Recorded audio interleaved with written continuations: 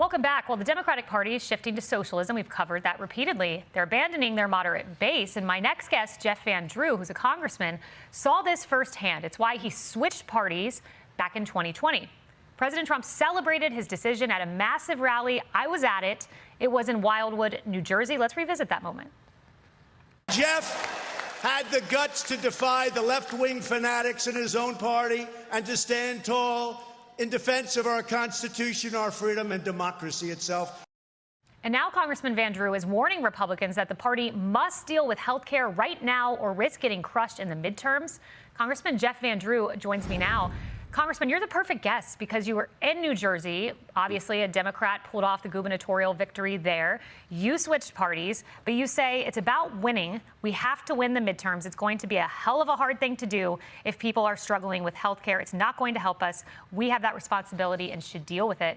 What do Republicans do? Well, we do need to deal with it. So first of all, in the very immediate future, we need to deal with the health care issue. Let me be very clear. I intensely dislike Obamacare, the ACA, the Affordable Care Act. Do not like it. It is a failed experiment. It is very expensive. The prices keep going up, and it's been a huge windfall of money for mega insurance companies. It stinks. However, if we don't have a very cohesive plan, and I think we're going to hear from the president relatively shortly, I'll bet you within a matter of days, because I know I've spoken to him. He's aware of this as well.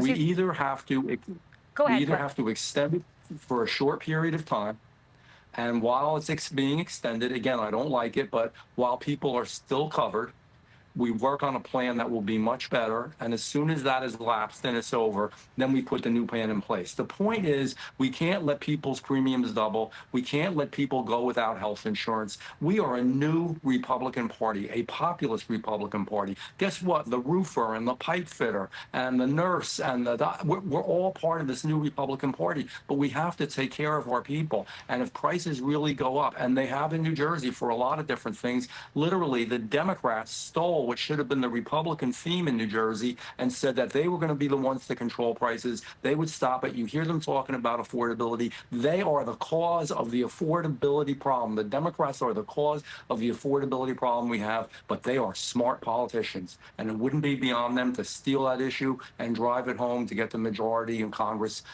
I love America. I don't want to see that happen. That's why I went through hell, Kaylee, and I could tell you about it. I don't want to take up all the time talking about that, to become a Republican, and I'm proud I did. Yeah, well, these are very wise words, extremely, and I hope Republican leadership listens to you, and it sounds like we will hear from President Trump on this. I want to play a clip of another former Democrat. We had him on the show, ran for president, Andrew Yang, and here he is endorsing Trump's proposal to pay money directly to the American people on health care rather than insurance companies. Let's listen. As one of the major pitfalls potentially for a mayor like Mamdani was getting crosswise with this administration, having resources pulled, having ICE officials down, downtown and other parts of the city. And so the fact that Zoran and Donald Trump seem to be on the same page, so many New Yorkers today are breathing a huge sigh of relief. I mean, what do you think about paying money directly to the American people with health care?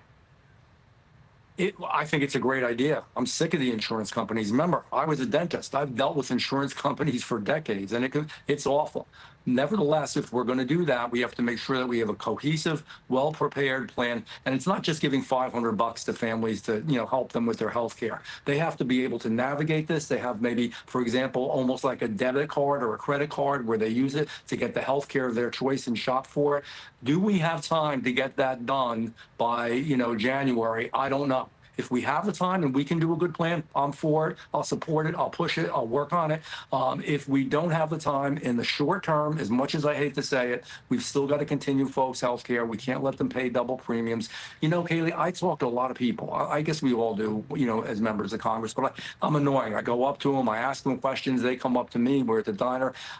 Within that last week before we came back to D.C., I had a nurse come up to me who said, you know what, I'm a nurse, but I'm also working part-time. waitressing because things are so tight and so expensive. I talked to a roofer that works 6 days a week, and he said, you know what, I'm actually working 7 days a week now. These, by the way, all Trump voters, all new populist Republicans. We cannot lose them. They cannot go back because they don't want to go back. They don't want to be socialists. They love America, but they have to be able to live. This is a big deal. We got to get our act together. Congressman Van Drew, and you're exactly right. That's the new base of the Republican Party, and we got to take care of them.